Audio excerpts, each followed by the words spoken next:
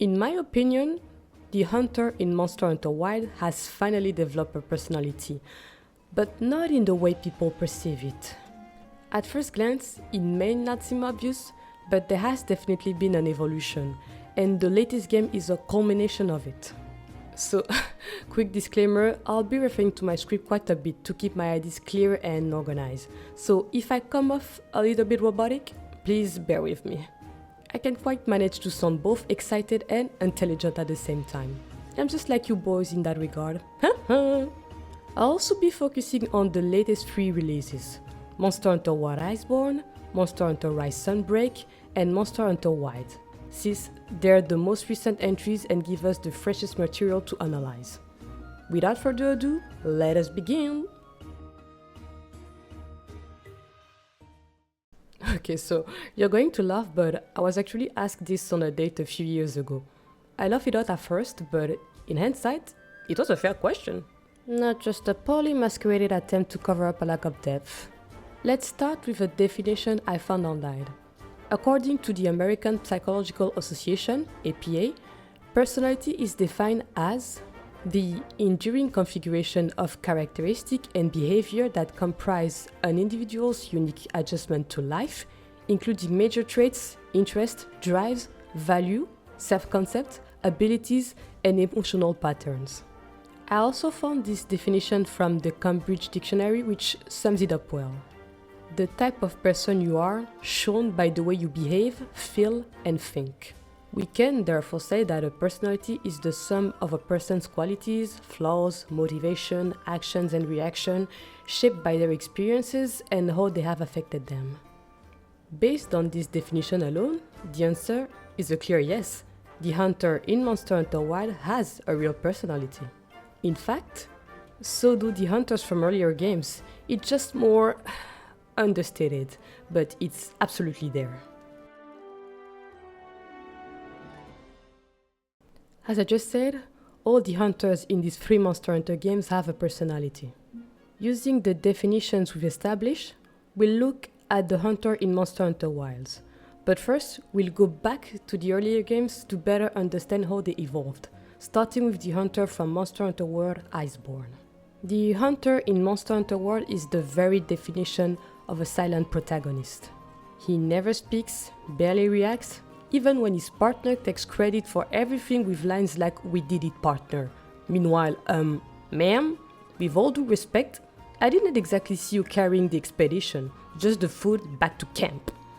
And what do you mean by we? Bitch, who is we? Anyway, one might therefore conclude that the concept of personality does not apply to him, since he expresses neither his idea nor his emotions. But I would argue this is not the case, as the definition encompasses not just speech, but also actions.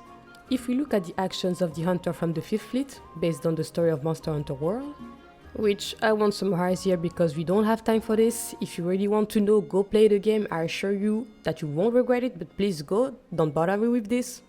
We can definitely draw some personality traits from him.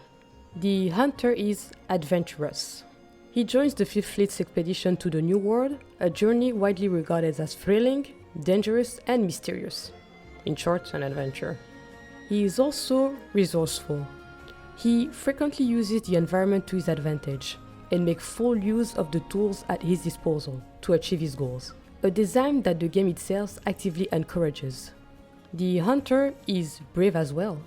He constantly faces threats of unprecedented scale, often world-ending, without hesitation or retreat. The hunter is protective as well. He regularly puts his life on the line to protect others, including his assistant, who has the self-preservation instinct of a fucking lobotomized deer, I swear to God. These are the 4 main traits I was able to infer from his in-game action and that can be clearly supported. There are others, but I think these best capture the kind of person he is. Feel free to let me know if you notice anything else in the comment section. But you know what? I'll go a step further and add a few more traits. They aren't explicitly stated or shown, but rather conclusions I've drawn from what can be indirectly inferred from the context. The hunter loves hunting. Who would have thought? Yes, I know, very insightful of me.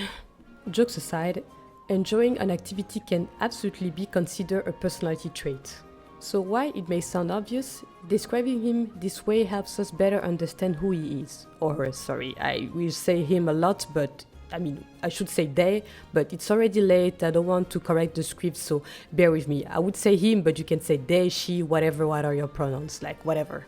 The hunter also loves monsters. That might sound contradictory at first, but I think it's actually quite true in this context. As a member of the Hunters Guild, an organization tasked with protecting nature and the species within it, he seems to share, at least indirectly, a respect for and curiosity about the natural world. That's what I think, at least. He also serves as a kind of extension of the player, and Monster Hunter players, regardless of background, share that same appreciation for what makes the series truly special. It's monsters. So no, he's not just a psychopath who enjoys hunting and destroying ecosystems for a new hat. Well, not all the time. We could take this exercise much further, but I think you get the idea. Even without speaking, beyond a few sounds and gestures, the hunter in Monster Hunter World has a distinct personality. However, the absence of speech genuinely limits this portrayal. We get glimpses of who he is through his actions, but we can't always tell what he's thinking or feeling at the time.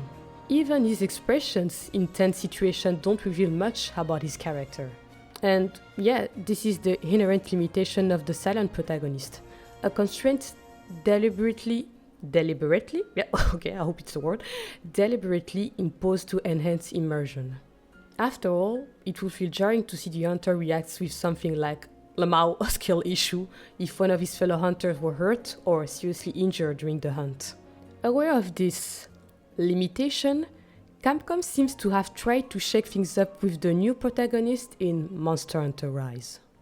Don't get me wrong, the protagonist of Monster Hunter Rise is still as silent as ever. And yet, for a reason I still can't quite explain, Capcom chose to have him speak during hunts, which creates a rather interesting mix. Oh, that's my pup. I'm not sure how much we can infer from these voice lines, but they do help flesh out the hunter's personality. That's my guess, at least. All the traits found in Monster Hunter World Hunter carry over to the Rise Hunter. I would simply add that he feels more integrated into his village and community. As you play, you get the sense that Komura is truly his home and the villager his people. Even if he doesn't express it outright, it's clear that those around him admire him, appreciate him, and rely on him heavily. Which finally brings us to our protagonist in Wild. Again, this isn't a character who speaks a great deal, and yet, as the game progressed, I quickly sensed that he was different, that he was more alive? It's not a huge difference, of course, but enough to be hard to ignore at least. First of all, our silent protagonist is no longer entirely silent.